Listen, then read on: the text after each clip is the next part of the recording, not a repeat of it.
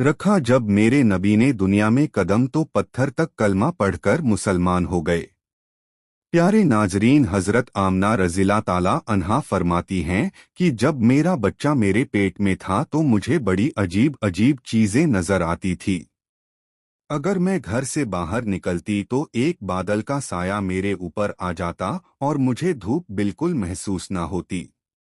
अगर मैं पानी भरने के लिए जमझम के कुएं की तरफ जाती तो रास्ते के पेड़ अपनी टहनियां मेरे सामने झुका देते, जैसे मुझे सलाम कर रहे हो। मैं हैरान होती कि यह सब सिर्फ मेरे साथ ही क्यों हो रहा है।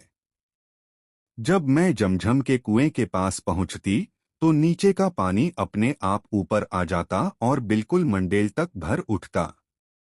फिर मैं अपने हाथों से ही बाल्टी पकड़कर पानी निकाल लेती। मक्का की औरतें मुझे कुएं के पास रोक लेती और जाने ना देती।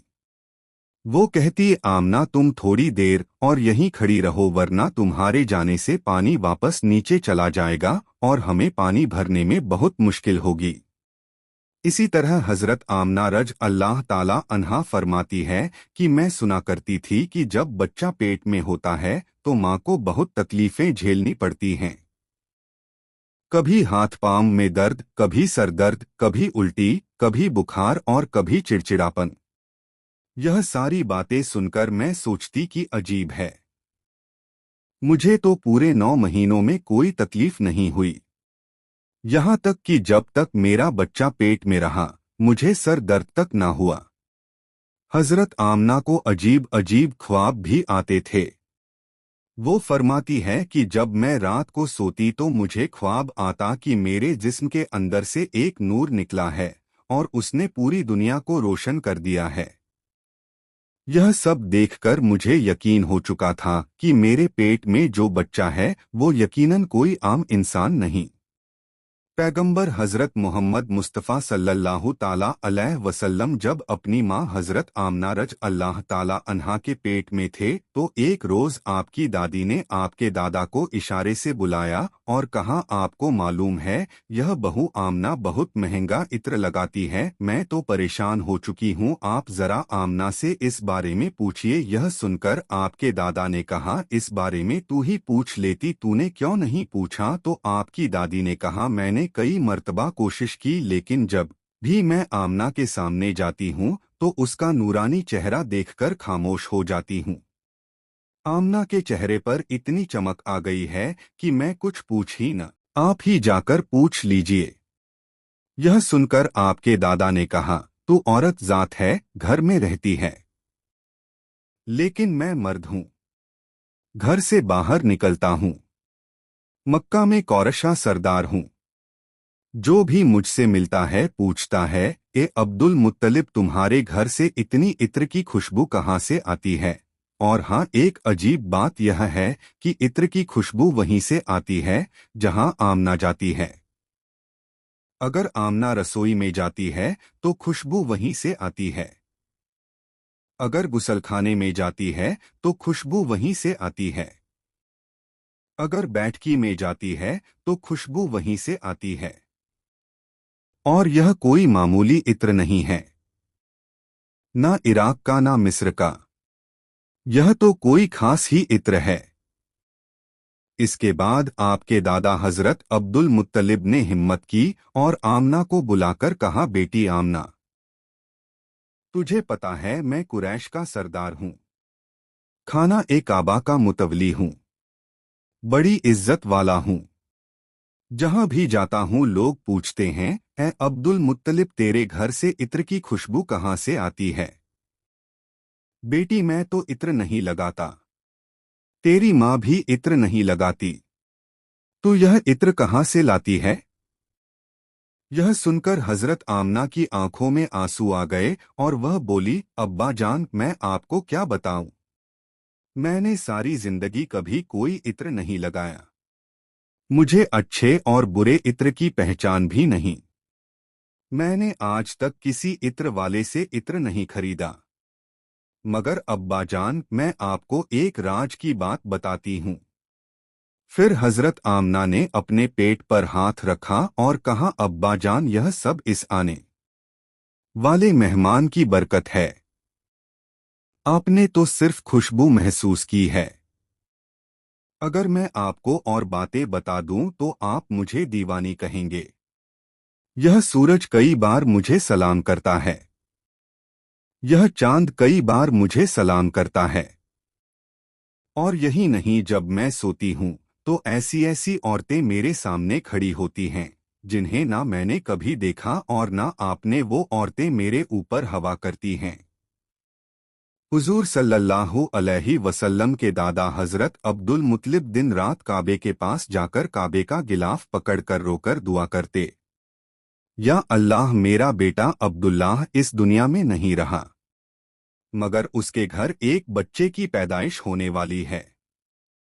या अल्लाह, इस बच्चे की हिफाजत फरमा और मेरे अब्दुल्लाह की नस्ल बाकी रखना।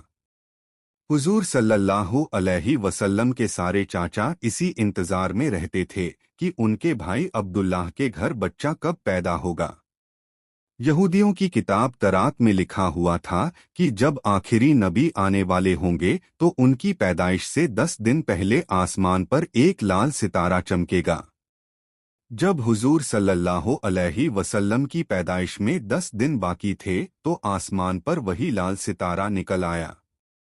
उसे देखकर यहूदियों में खलबली मच गई। उनके आलिम ने सब यहूदियों को जमा किया और कहा, देखो, आसमान पर लाल सितारा चमक रहा है। इसका मतलब है कि आखिरी नबी आने वाले हैं। जाओ और मालूम करो कि इस वक्त मदीना मुनव्वरा में किसके यहाँ लड़के की पैदाइश में 10 दिन बाकी है। यहूदी मदीने गए और मालूम किया तो बहुत सी औरतें हमल से थी, मगर किसी का वक्त करीब नहीं आया था। किसी के 2 महीने बाकी थे, किसी के 4। वह आलिम के पास लौटे और कहा कि मदीने में ऐसा कोई बच्चा अभी पैदा होने वाला नहीं। आलिम ने जवाब दिया, अब मक्का जाकर देखो। सारे यहूदी मक्का पहुंचे और मालूम किया कि वहां किन घरों में पैदाइश होने वाली है। लोगों ने बताया, हाँ, यहाँ मक्का में 5 औरतें हैं जिनके यहाँ बच्चा होने वाला है। यहूदियों ने कहा, नहीं, हमें ऐसे बच्चे की पैदाइश की खबर चाहिए जिसका बाप पहले ही इंतकाल कर चुका हो। लोगों ने बताया, हाँ, अब्दुल मुत्तलिब का पोता पैदा होने वाला है। इस बच्चे के बाप अब्दुल्लाह कुछ महीने पहले ही दुनिया से चले गए। यह सुनकर यहूदियों की चीखें निकल गई। वो रोते चिल्लाते अपने आलिम के पास पहुंचे और बोले, हाय अफसोस, आज नबूवत यहूदियों से निकलकर मक्का वालों को मिल गई। वक्त यूं ही गुजरता गया और आखिर वह दिन आया जिसका सबको बेसब्री से इंतजार था, जिसका इंतजार आसमान, जमीन, परिंदे और हर मखलूक कर रही थी। और फिर वह घड़ी आई। आज उस बच्चे की पैदाइश हुई जिसकी वजह से पूरी दुनिया बनाई गई। अगर वो ना होते तो शायद यह दुनिया भी ना होती। आज उस बच्चे की पैदाइश हुई जिसके लिए चांद 2 टुकड़ों में बांट दिया गया। आज उस बच्चे की पैदाइश हुई जिसकी खातिर सूरज को अपनी जगह पर रोक दिया गया। अल्लाह ने हुक्म दिया, इस सूरज अभी मत डूबना, क्योंकि मेरे हबीब मोहम्मद सल्लल्लाहु अलैहि वसल्लम ने अभी असर की नमाज अदा नहीं की। आज उसी बच्चे की पैदाइश हुई जिसके पास पूरी जिंदगी में जिब्राइल अलैहिस्सलाम 26,000 बार तशरीफ लाए। रात गहरा चुकी थी। हजरत आमना के पेट में हल्का सा दर्द उठा। उन्हें महसूस हुआ शायद आज मेरे बच्चे की पैदाइश होने वाली है। उन्होंने हजरत अब्दुल मुत्तलिब को यह खबर दी।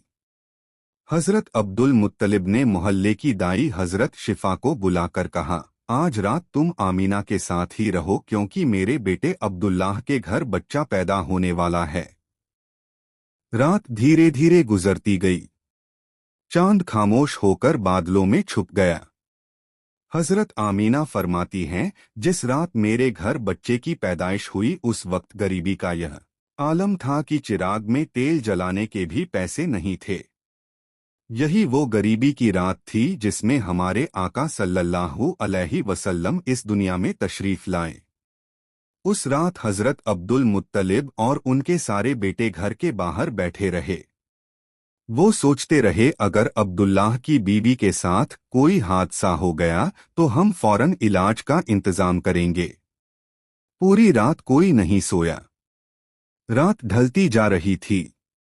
चांद खामोश होकर डूब चुका था। हर तरफ अंधेरा ही अंधेरा था। घर के अंदर भी अंधेरा, घर के बाहर भी अंधेरा।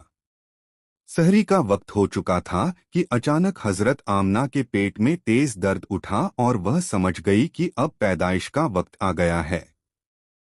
उन्होंने दाई शिफा को आवाज दी, मुझे दर्द हो रहा है। 1 घंटा पैदाइश का वक्त गुजरा और फिर सुबह होने से कुछ पहले हमारे प्यारे आका सल्लल्लाहु अलैहि वसल्लम इस दुनिया में तशरीफ ले आए। हुजूर सल्लल्लाहु अलैहि वसल्लम की पैदाइश पर 3 बड़ी अजीब निशानियां सामने आई जिन्हें देखकर दाई शिफा भी हैरान रह गई। पहली चीज, जब बच्चा पैदा होता है तो उसकी नाफ माँ की आंध से जुड़ी होती है, मगर हमारे हुजूर सल्लल्लाहु अलैहि वसल्लम की नाफ माँ की आंध से बिल्कुल अलग थी।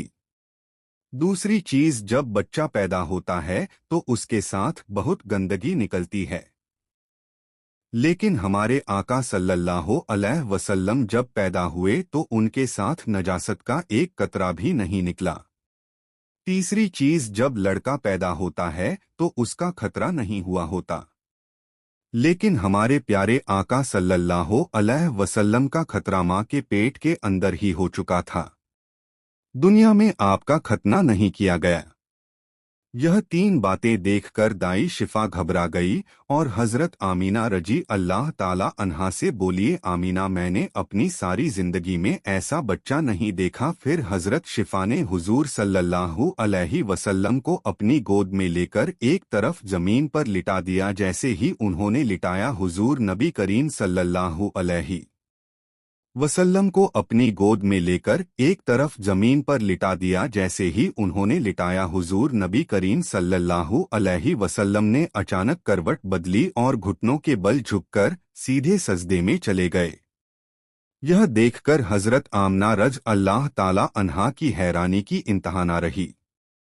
हुजूर नबी करीम सल्लल्लाहु अलैहि वसल्लम पूरे 15 मिनट तक सजदे में रहे।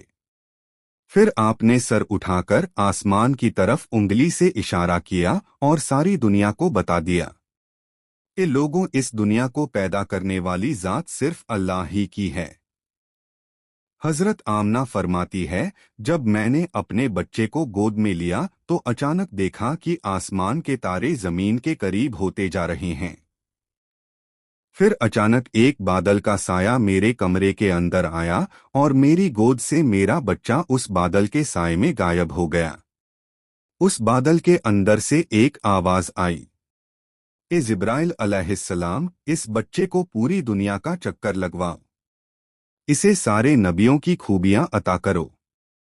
इसे यूसुफ की खूबसूरती दो, अय्यूब का सब्र दो, इब्राहिम की दोस्ती दो और दाऊद की मीठी जुबान दो। हजरत आमीना फरमाती है, थोड़ी देर बाद वो बादल का साया हट गया और मैंने देखा कि मेरा बच्चा फिर मेरी गोद में लेटा हुआ था। सुबह होने ही वाली थी कि दाई शिफा बाहर निकलकर हुजूर सल्लल्लाहु अलैहि वसल्लम के दादा हजरत अब्दुल मुत्तलिब को खुशखबरी देने पहुंची। उसने कहा, ए अब्दुल मुत्तलिब, तुझे पोता मुबारक हो। यह सुनकर रात भर जागे हुए अब्दुल मुत्तलिब के होश उड़ गए। वह इस कदर हैरान थे कि आमना के घर इतना खूबसूरत बच्चा पैदा हुआ है। सारे चाचा भी अपने भतीजे को देखकर बेहद खुश हुए। अल्लाह हाफिज।